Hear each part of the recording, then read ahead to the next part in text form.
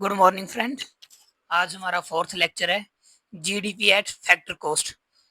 जो हमारा ये जीडीपी का टॉपिक रह गया था उसके बारे में डिस्कशन करने जा रहे हैं। होप आपको पसंद आएगा। ठीक है, ये वह लागत है जो उत्पादन के सभी साधनों जैसे मजदूरी, किराया, ब्याज, लाभ को देने में लगती है, यानी वस्तु या सेवा को बनाने में जो खर्च हुआ।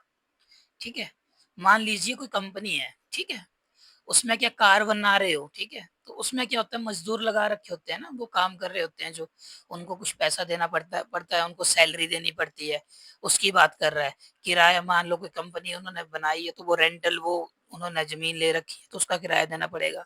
ब्याज जो आता है और लाभ, मतलब इसको काउंट किया जाता है जीडीपी एट फैक्टर कॉस्ट पे।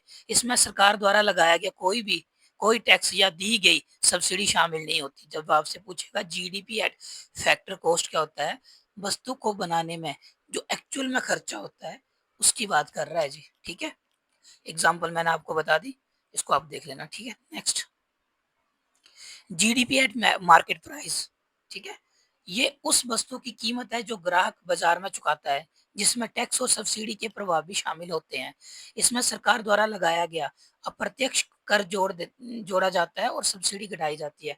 बेसिकली मार्केट प्राइस में क्या होता है, जो मान लो ग्राहक है, हम जो आइटम खरीदने चाहते हैं ना, उसमें क्या होता है, अप्रत्यक्ष सब्सिडी ऐड कर सब्सिडी सब्सिडी नहीं, सॉरी, अप्रत्यक्ष कर जीएसटी ऐड कर दिया होता है। ठीक है, उसकी बात कर रहा है, और सब्सिडी के प्रभाव भी शामिल होते हैं इसमें। ठीक है, मतलब जीडीपी एट मार्केट प्राइस आपको बोलेगा जीडीपी एट फैक्टर कॉस्ट, मतलब जितना एक्चुअल में खर्चा हुआ है प्लस अप्रत्यक्ष कर, सरकार ने जो उस पे अप्रत्यक्ष कर लगाए हैं, माइनस सब्सिडी। ठीक है, उदाहरण के लिए ऊपर वाली वही कार जब बाजार में बिकती है, मान लो वो कार अभी बाजार में आ गई, ठीक है, उस पे सरकार ने क्या 50,000 टैक्स लगा दिया है और 10,000 की वो सब्सिडी दे रही है, तो उसकी कीमत क्या हो जाएगी, 5 लाख में आप क्या करोगे, 50,000 ऐड करोगे, माइनस 10,000 सब्सिडी आप सब्ट्रैक्ट कर दोगे, तो क्या आ जाएगा, जीडीपी एट मार्केट प्राइस।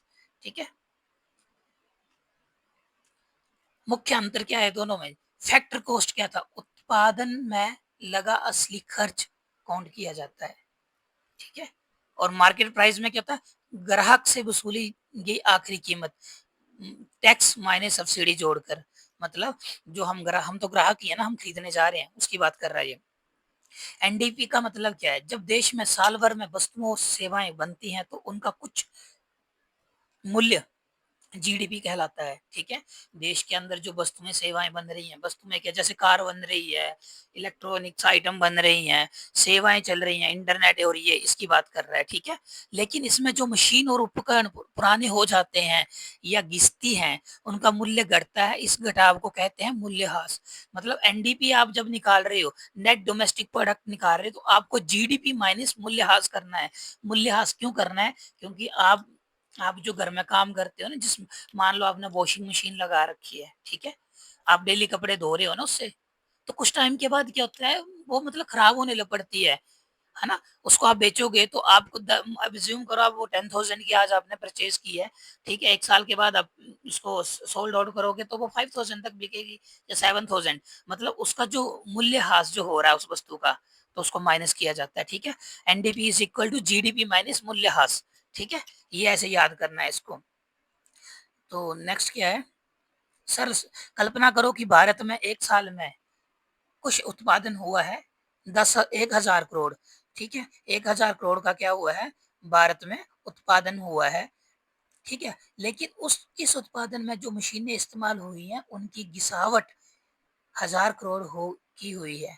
तो अब शुद्ध उत्पादन एनडीपी क्या होगा, मतलब 1,000 करोड़ में क्या किया उसने, माइनस कर दिए 100 crore, is equal to 900 crore हो गया, यानी 900 करोड़ ही वास्तविक उत्पादन है, क्योंकि 100 करोड़ की मशीनें तो घिस गई हैं और उनकी वैल्यू घट गई है। ठीक है, हम एक लाइन में समझे तो जीडीपी क्या होता है, कुल उत्पादन होता है। ठीक है, एनडीपी में क्या होता है, किसी मशीनों को हटाकर जो असल में उत्पादन बचा वही है एनडीपी। ठीक है, मतलब बेसिकली जो हमारी मशीन्स काम पे हमने लगा रखी है वो घिस मिट जाती है, तो उसकी बात कर रहा है वो। नेक्स्ट, नॉमिनल जीडीपी क्या होती है? जब हम जीडीपी की गणना क्या करते हैं, वर्तमान वर्ष की कीमतों पर करते हैं। मान लो आज जो कीमत है किसी आइटम की, उसकी बात कर रहा है ये, ठीक है? मतलब बाजार में जो कीमत अभी चल रही है, ये उसी से गणना की जाती है, ठीक है? इसमें महंगाई का असर शामिल होता है। एनडीपी में क्या होता है, महंगाई का असर जो होता है शामिल होता है। मान लो 2024 में एक देश ने 10 पंखे बनाए और हर पंखा 1000 में बिका, तो अब देख लो कितना है, 1000 इंटू 10 कर दिए नॉमिनल जीडीपी। बट वास्तविक में क्या होता है, रियल मतलब कुछ आधार वर्ष माना होता है उसमें। इसमें मौजूदा उत्पादन की गणना आधार वर्ष की कीमतों पे की जाती है। मान लो 2011 के हिसाब से गणना करेगा ताकि महंगाई का असर हटाया जा सके, ठीक है? मतलब वही उसी फैन की बात कर रहा है। मान लो 2024 का आधार वर्ष 2020 है और 2020 में पंखे की कीमत 800 है, तो रियल जीडीपी कितनी होगी, 8000, ठीक है? समझ आ रहा है? तो डिफरेंस क्या आ गया इनका, 2000 का आ गया ना। ये ऊपर जो आपको मैंने बता रखा है, ऊपर वाली एग्जांपल और इसमें देखो, कंपेयर करके पता चल जाएगा, ठीक है? अब क्या है, बोलता है नाम मात्र जीडीपी और वास्तविक जीडीपी गणना किस पर होती है? नाम मात्र में क्या होती है, वर्तमान वर्ष की कीमतों पर होती है, ठीक है? वास्तविक में कहाँ होती है, आधार वर्ष की कीमतों पर। महंगाई शामिल यस की जाती है किसमें, जीडीपी में। वास्तविक में क्या होता है, इन्फ्लेशन हटाया जाता है।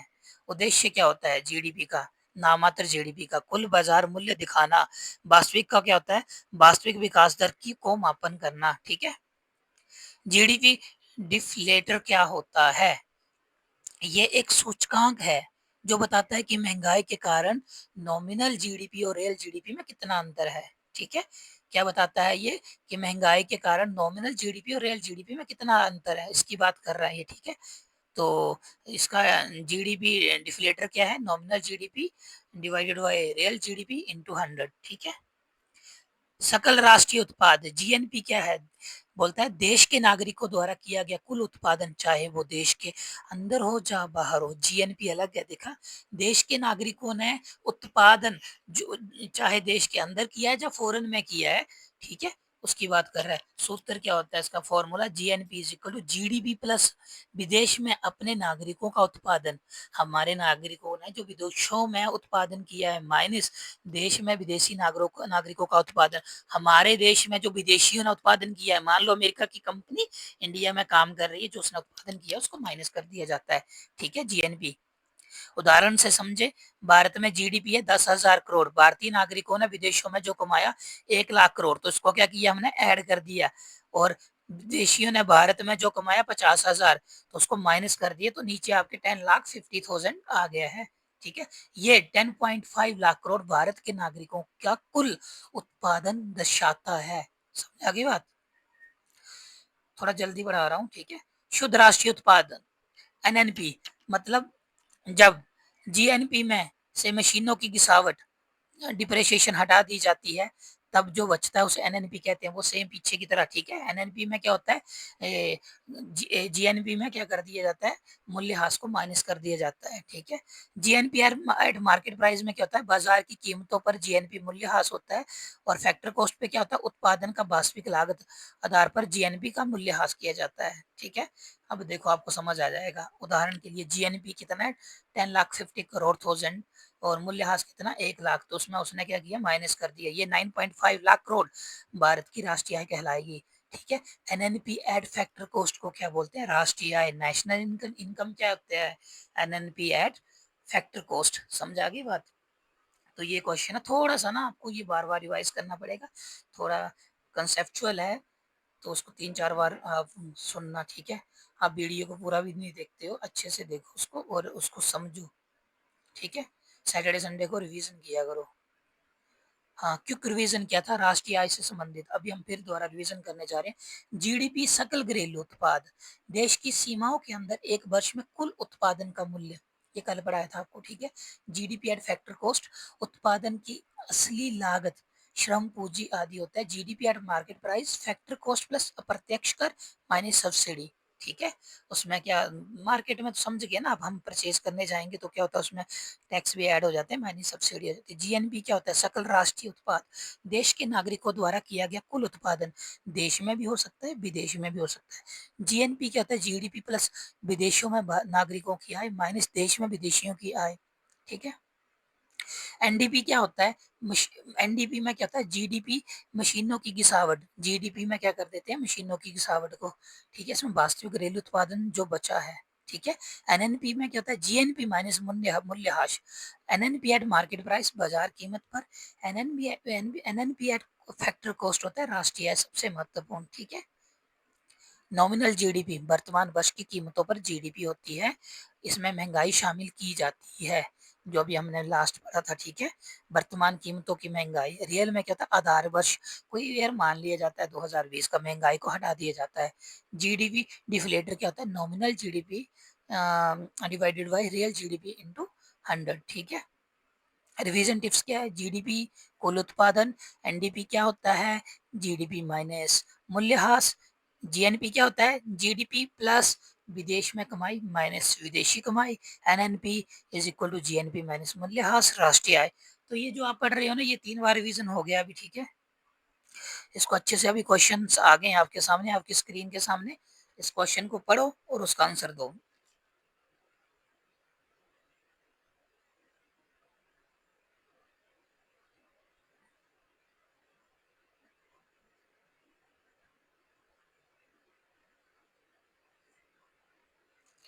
आप वीडियो पॉज कर लेना, नहीं तो काफी लंबी वीडियोस आएगी, ठीक है? अभी इसका आंसर मैं दिखा देता हूँ, ये इसका आंसर है, ठीक है? नेक्स्ट क्वेश्चन, वीडियो को फिर होल्ड कर लो एक बार।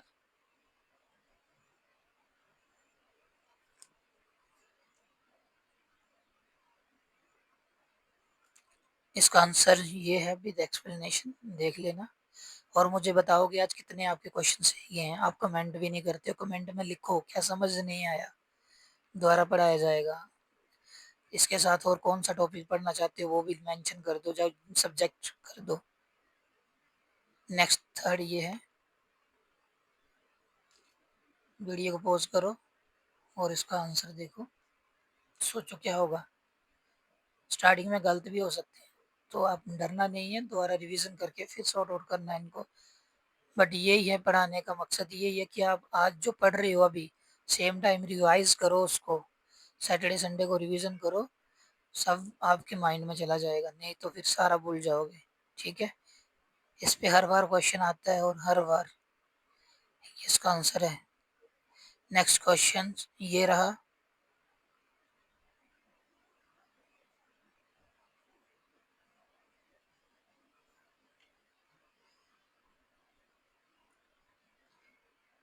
पॉज कर लो वीडियो को, उसका आंसर ये है।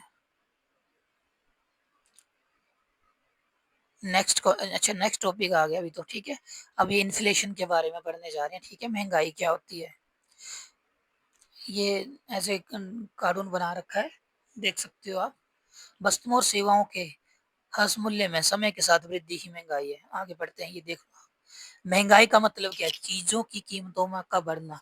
जब हम हर रोजमर्रा की जरूरतें हों, जैसे दाल हो गया, चावल हो गया, सब्जी हो गया, तेल, कपड़े हो गया या किराया जैसी चीजें खरीदते हैं, तो उनकी कीमतें पहले से ज्यादा हो जाती है, तो उन्हें हम बोलते हैं महंगाई बढ़ गई, ठीक है? सब वस्तुओं के दाम मतलब बढ़ने लगते हैं, ठीक है?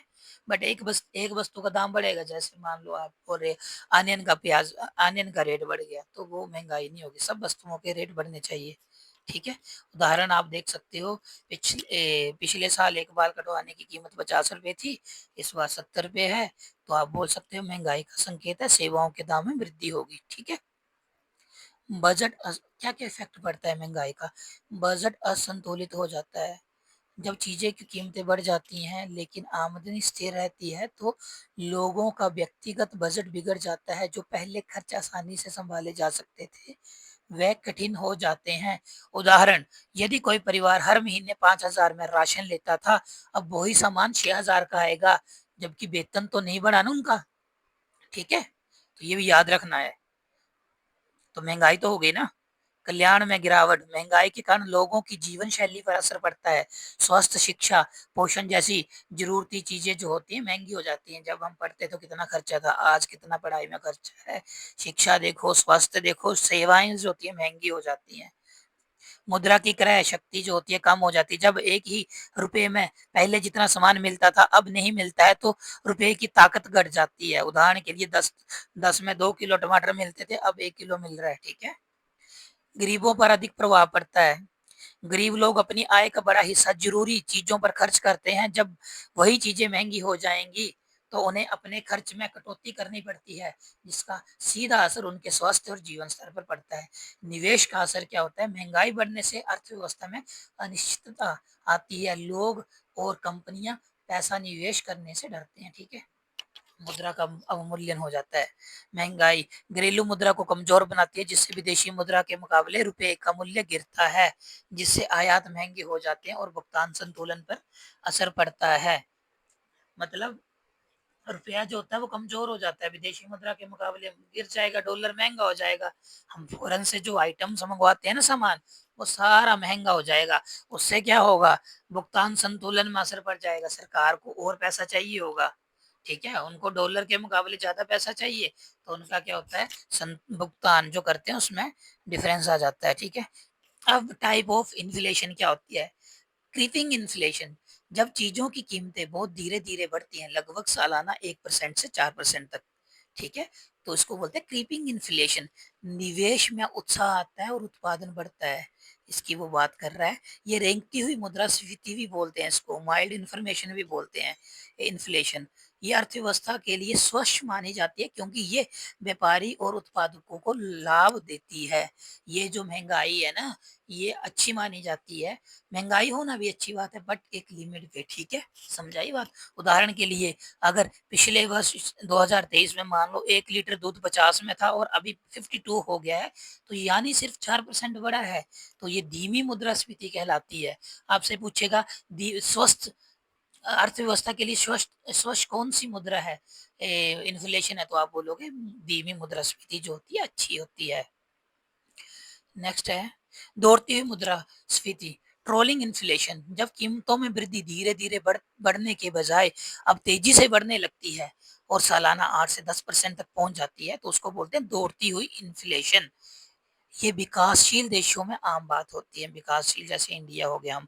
अगर इस पर समय रहते नियंत्रण नहीं किया गया तो ये भागती हुई या दहाड़ती हुई मुद्रास्फीति में बदल जाती है। इससे मध्यम वर्ग के बजट पर असर पड़ता है। दौड़ती हुई मुद्रास्फीति से मध्यम वर्ग पर असर पड़ता है क्योंकि ये अचानक बढ़ जाएगी, ठीक है? अगर 1 साल में पेट्रोल ₹100 बढ़ा है मतलब ₹100 से बढ़कर कितना हो गया? 110 हो गया, 10% की वृद्धि हो गई और यही रुझान आगे भी बना रहता है तो दौड़ती हुई मुद्रास्फीति मानी जाएगी। मतलब वस्तुओं की जो कीमतें हैं ये 8 से 10% तक बढ़ेंगी, ठीक है?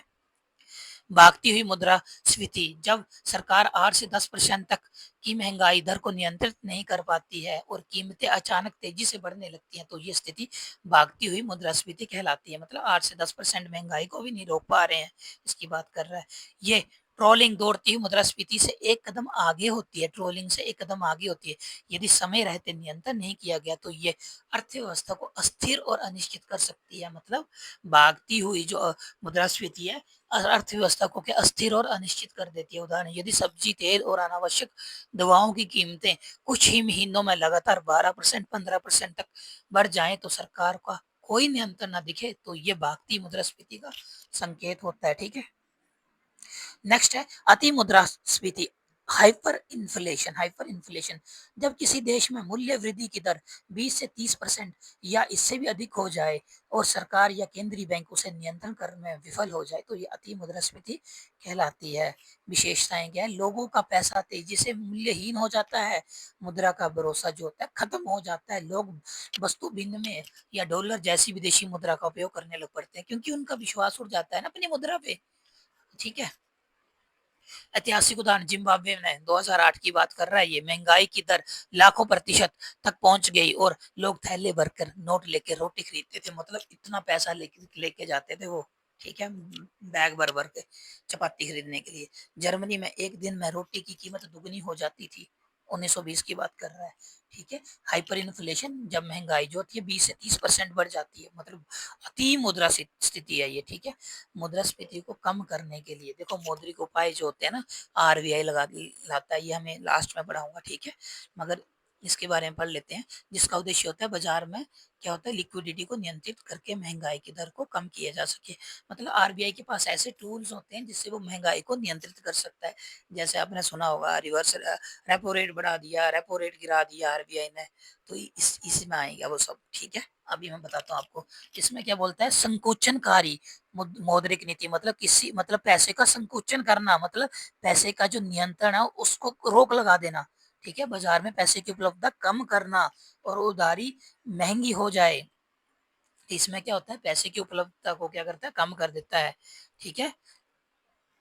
और उधारी क्या हो जाती है, महंगी हो जाती है। जब आरबीआई बैंकों को पैसा ही नहीं देगा तो वो लोन क्या देंगे, नहीं देंगे ना। लोन देंगे तो महंगा देंगे, समझा की बात, ये बोल रहा है ये। अब बोल रहा है उपाय क्या करता है, मुद्रा की आपूर्ति में कमी, मतलब बैंकों को सीमित नकद उपलब्ध कराना ताकि वे ऋण कम दें, ठीक है। बैंकों के पास पैसा कम जाएगा तो आपको तो लोन महंगा मिलेगा, ठीक है ना। तो आप बोलोगे इस महीने रुक जाते हैं, ये काम हम अगले महीने करेंगे, जब हमें उचित, मतलब इंस्टॉलमेंट में हमें लोन मिलता रहे, अच्छे, मतलब वो पैक में, मतलब वो दर से मिलता रहे लोन, ठीक है, ये बोल रहा है। सीआरआर, बैंकों को अधिक नकद आरबीआई के पास रखना होगा जिससे लोन लेने की क्षमता घटेगी, मतलब जो आप पैसा जो होता है ना बैंक में जमा करते हो, उसका कुछ अंश जो होता है ना, बैंक को आरबीआई के पास रखना पड़ता है। तो बोलेगा भाई इस बार आपको और ज्यादा हमारे पास रखना पड़ेगा, तो जब वो रखेगा तो उसके पास खुद पैसा कम बचेगा, तो लोन कम दे पाएगा ना। इससे भी महंगाई का क्या होगा, महंगाई को क्या कर सकता है, कंट्रोल। एसएलआर, बैंक अधिक राशि सरकारी प्रतिभूतियों में रखेंगे, नकदी घटेगी, मतलब बैंक ऑर्डर देगा एसएलआर ज्यादा करो, तब भी वो लोन कम दे पाएगा। फिर रेपो दर में वृद्धि, लोन महंगे हो जाते हैं जिससे मांग घटती है और महंगाई में कमी आती है। ऋण मापदंड सख्त करना, केवल योग्य उधारकर्ताओं को ही ऋण मिलेंगे, कुल मांग पर अंकुश लगता है, ठीक है। मौद्रिक उपाय की सीमाएं, आरबीआई भी कुछ हद तक कर सकती है उपाय, ठीक है, महंगाई को कम कर सकती है, परंतु बोल रहे कहाँ नहीं कर सकती, ये देखो, मांग आधारित मुद्रास्फीति पर कम असर, यदि महंगाई केवल आपूर्ति की कमी के कारण है तो मौद्रिक उपाय कारगर नहीं होते। फसल खराब हो गई, ठीक है, बाढ़ आ गई, तो फसल तो खराब हो गई है ना, आरबीआई थोड़ी जाएगा कि खेतों में फसल उगाने के लिए, नहीं जाएगा ना। आरबीआई कुछ नहीं कर सकता, तब महंगाई बढ़ेगी, तो आरबीआई यहाँ पे फेल हो जाएगा। मांग आधारित मुद्रास्फीति पर कम असर, आपको क्वेश्चन में पूछा जाएगा क्या आरबीआई हर तरह की महंगाई को कंट्रोल कर सकता है, नहीं कर सकता है, ठीक है। आर्थिक विकास पर प्रभाव, ब्याज दरें बढ़ने से उद्योगों को ऋण महंगा मिलेगा जिससे निवेश और विकास में गिरावट आ सकती है। उद्योगों को क्या होता है, ऋण महंगा मिलेगा, ठीक है। बैंकिंग व्यवस्था का असंगठित, भारत जैसे देशों में असंगठित बैंक सेक्टर इन उपायों को कमजोर बना देते हैं, ठीक है। असंगठित बैंक जितने होंगे वो। राजकोषीय उपाय क्या होते हैं, ये उपाय केंद्र सरकार बना करती है बजट के जरिए, यानी सरकार अपने राजस्व और व्यय में परिवर्तन करके महंगाई पर नियंत्रण पाने की कोशिश करती है, ठीक है।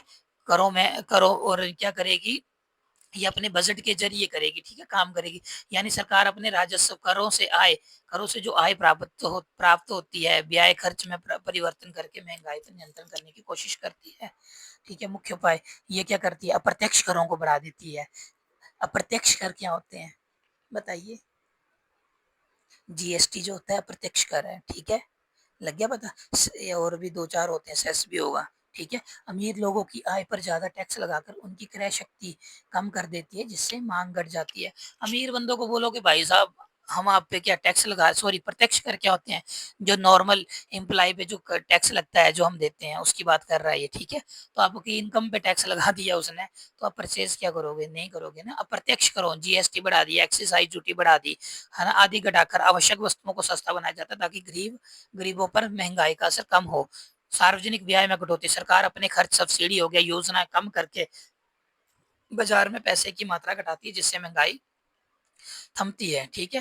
राजकोषीय उपाय की भी सीमाएं होती हैं, प्रत्यक्ष कर को बढ़ाने से लोगों की उपभोग की भावना घट जाती है जिससे आर्थिक विकास भी धीमा हो जाता है। जब आपका टैक्स ही बढ़ा दिया तो आप क्या खरीदोगे, कुछ नहीं खरीदोगे, ठीक है ना।